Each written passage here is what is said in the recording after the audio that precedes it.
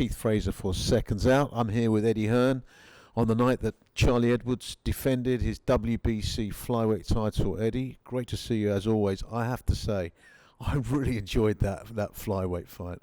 I thought Charlie Edwards put on a masterclass, and it's a shame that flyweights just don't get the press, the adulation that they deserve. This guy, he's got to get it, and you've got to make it for him, surely. Yeah, I think tonight was a good step in the right direction. You know, headlining your own show, great atmosphere, great support. They are flyweights, and you know the casual fan does like to watch crash bang wallop knockouts, and you don't always get that in flyweights. But you're right in what you say in terms of it was a stellar performance. It was a punch perfect performance. Hats off to Marino. He didn't stop trying. He ate a lot of leather. He's going to be sore tomorrow. But, you know, I'm pleased for Charlie because he's a great ambassador for the sport and he's a good man. He's a very good fighter, and I think he's the best flyweight in the world. And how, as the promoter, how to promote all your stable of fighters, but how do you bring a flyweight like him, who deserves to be given the credibility of someone of his standing, his ability, his decency as a guy? How do you promote him to the average person in the street?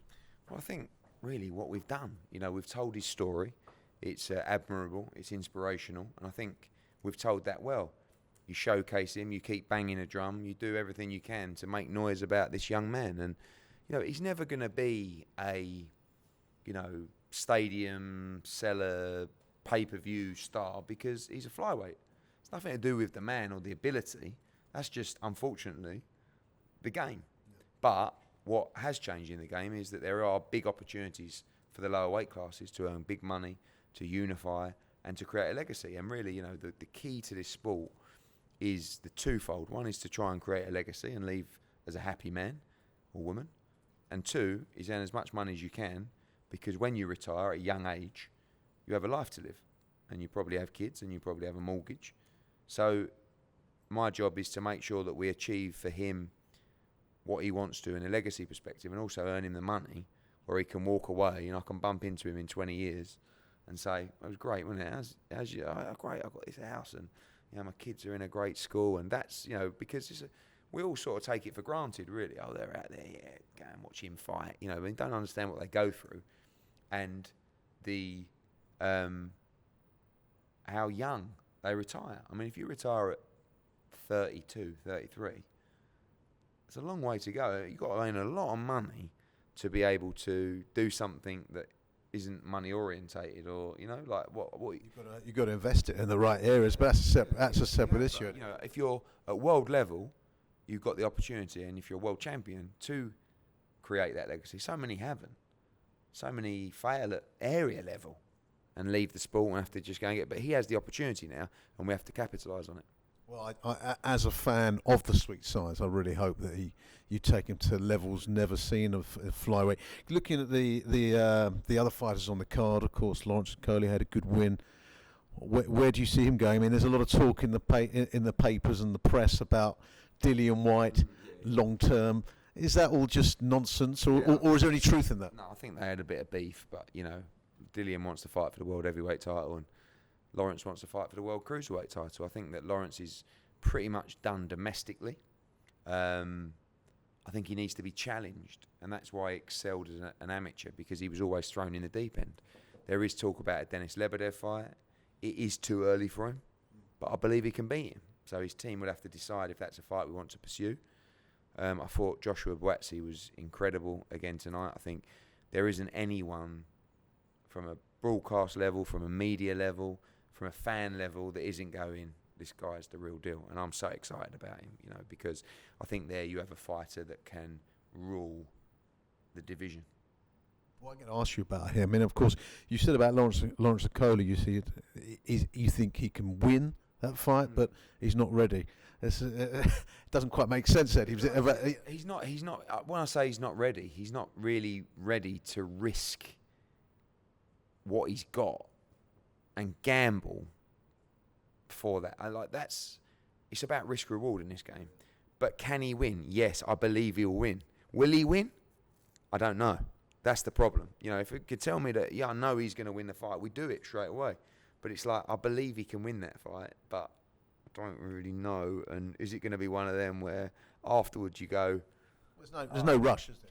There isn't, but the problem is when you get an opportunity to fight for a world title against a fighter who probably has seen his better days and you can beat him, it's very tempting, because when he is ready, which is probably 18 months' time, there might be some complete beast that's taken his place that is much tougher to beat, that you're probably not ready for in 18 months.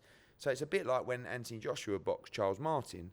I know people now can say, oh, Charles Martin, but like at the time, Josh had just won a British title against Dillian Whyte. It was like, you can fight Charles Martin for the world heavyweight title. Whoa, the world heavyweight title? Like, I was going to defend my British title a few times. Yeah, but we can make the fight, and we believe you win. Josh went, let's roll. But of course, if you're good enough, often you are ready. I mean, look at Joshua Buatsi. To me, already he looks the real deal. Yeah, but that's it. Every division's different. Like the light heavyweight division, you've got some supreme champions: Dmitry Bivol, Artur Beterbiev, Gvozdich. These are elite fighters. It's probably the most difficult division to win a world title in. And there is one guy I've got to there's one guy. We're fans here. You know who I'm going to tell you about, and he was at the Albert Hall a couple of weeks ago. Anthony Yard, and when do you see that happen? That's going to happen at some stage, surely. So we made him a huge 6-figure offer a year ago to fight for a domestically. We'd love to do that fight for the British title. They've avoided any domestic challenge at all. Actually, if you look in his last fight, I'm not sure he's ever fought a domestic light heavyweight. Certainly in his last fight, he's chosen guys that really are very, very poor quality. He's a good fighter, by the way. I'm not saying he's not, but they never wanted to fight Buatsi, and they never really wanted to fight Jose Burton, which I thought was the perfect fight for them to see where he's at. And now they're faced with the problem of they're mandatory for Kovalev, a bit like the Akoli problem, where much too early. Can he win? Actually, I don't think he can, but will they roll the dice? Probably not, to be honest. But, Buatsi against Yard is a big domestic fight. And I rate my man to win that fight so well. And not because I don't rate Yard, just because I think Buatsi is just another level. And, to be fair to Buatsi, I think he's fighting at another level, but he does need to step up himself. Tonight he got 3 rounds. His 3 fights before that were all over in the first round. So at least he got a good run out tonight. And I thought Liam Conroy did really well, actually. Listen, Joshua Buatsi is an incredibly exciting talent. But that is a fight everyone wants to see down the line. Just one more question, Eddie. I know it's late. Anthony Joshua, the heavyweight scene, like the boxing scene now, seems to be getting even more splintered. We got DAZN, however you pronounce it. You got ESPN. You got and now you've got Tyson Fury fighting Schwartz. We don't want to see that. I'm a fan. I want to see him fight Joshua. I want to see him fight Wilder again. Now, it's a bit like Brexit. I want you to put me out of my misery here. I want this to happen. I don't want to read about it every day in the paper. Oh, this is going to happen. This is going to happen. Come on. What can we do? It's boring, but unfortunately, it's not new.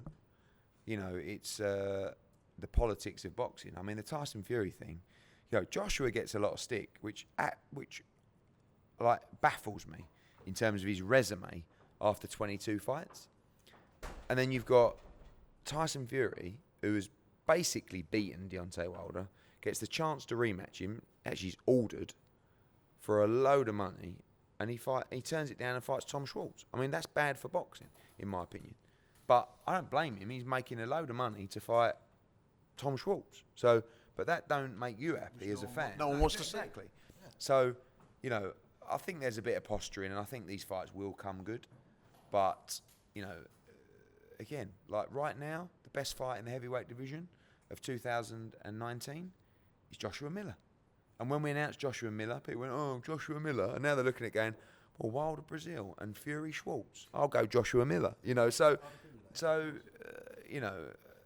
want to see these fights happen. It's a bit like.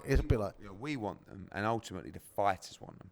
Joshua is my boss, all right? It doesn't matter if people think if I'm deluded reason people think I don't want him to fight Wilder. It's completely irrelevant. Completely irrelevant.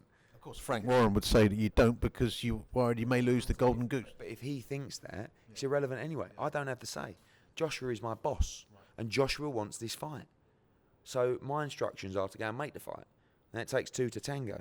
And after the offers and the numbers that were, put around in the last 10 days, there's not a lot we can do other than keep trying.